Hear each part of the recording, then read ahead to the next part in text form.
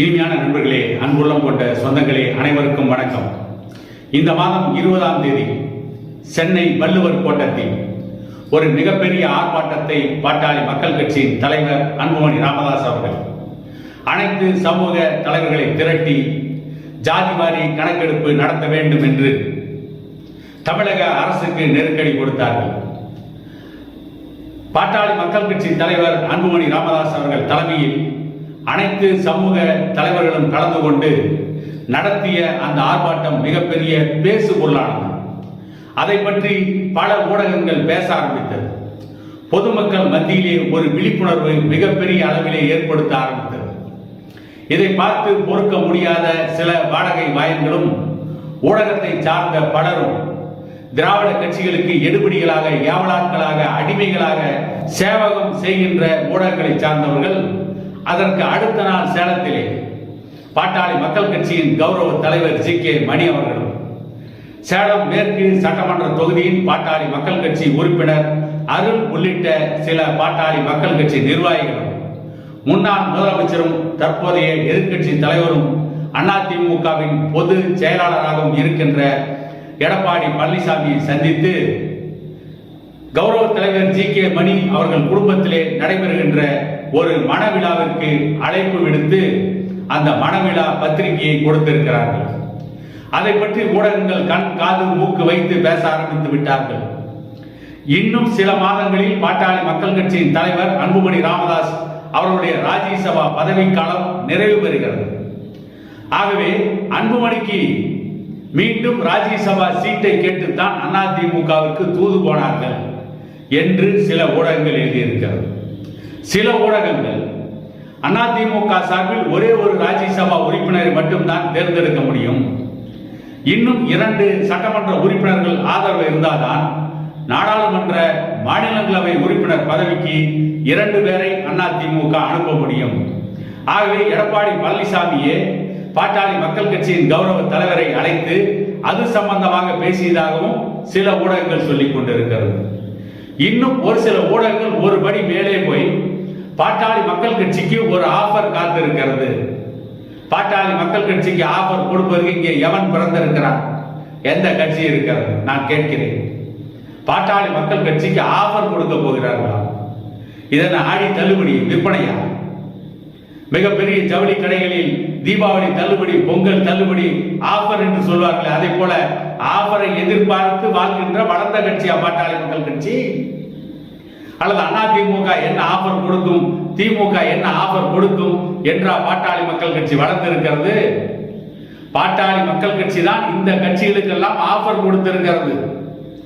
பாட்டாளி மக்கள் கட்சி தான் அரசியலில் அகதிகளாக போக இருக்கின்ற அதிமுக, திமுக உள்ளிட்ட கட்சிகளுக்கெல்லாம் நெருக்கடியான நேரத்தில் ஆதரவு கொடுத்து அவர்களை மீண்டும் ஆட்சி கட்டில் அமர வைத்திருக்கிறது.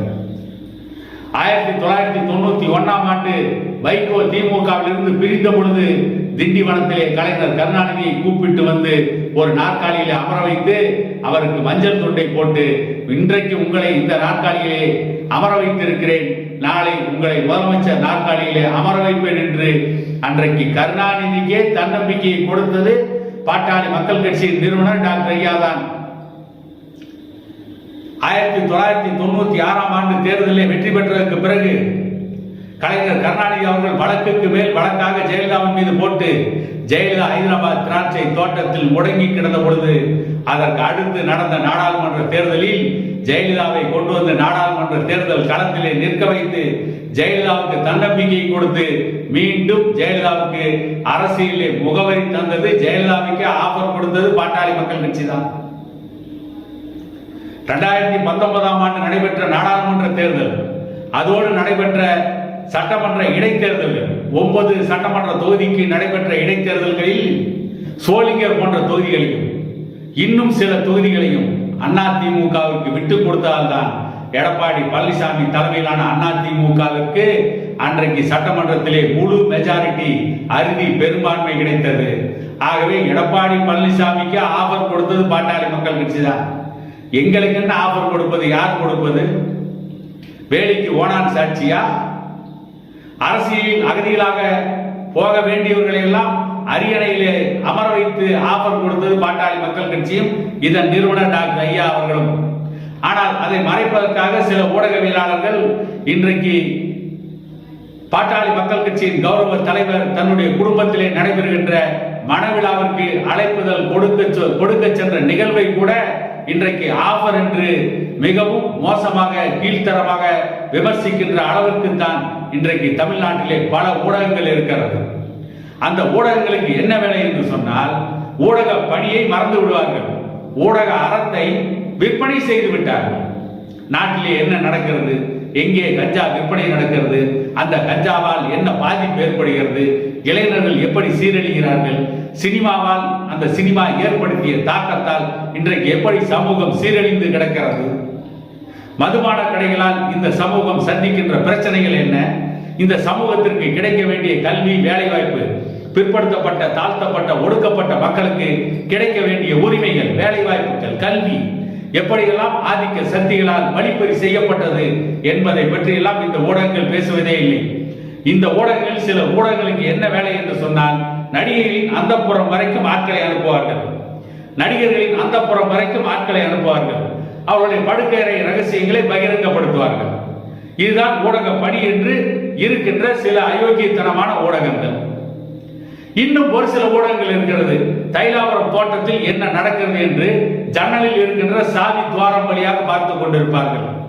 பார்த்துவிட்டு அங்கே நடந்ததை கூட மறைத்து விட்டு நடக்காததை நடந்ததை போல எழுதுவார்கள், நடந்ததை போல பேசுவார்கள். வேண்டுமென்றே திட்டமிட்டு பாட்டாளி மக்கள் கட்சியை பற்றி அவதூறாக பேசுவார்கள். இதை மட்டுமே வாடிக்கையாக கொண்டிருக்கின்ற பெரும்பாலான ஊடகங்கள் தான் இன்றைக்கு தமிழ்நாட்டிலே தமிழக அரசியலை சீரழித்துக் கொண்டிருக்கிறார்கள். தமிழக மக்களுடைய உரிமைகளை காலிலே போட்டு மிதித்துக் கொண்டிருக்கிறார்கள். உரிமைகளுக்காக போராட வேண்டிய மக்களை ஊமை ஜனங்களாக இந்த ஊடகங்கள் தான் மாற்றிக் கொண்டிருக்கிறது என கூறிக்கொண்டு இன்னொரு காணொலியில் உங்களை சந்திக்கும் வரை உங்களிடமிருந்து விடைபெறுவது உங்கள் எடப்பாடி துரைசாமி.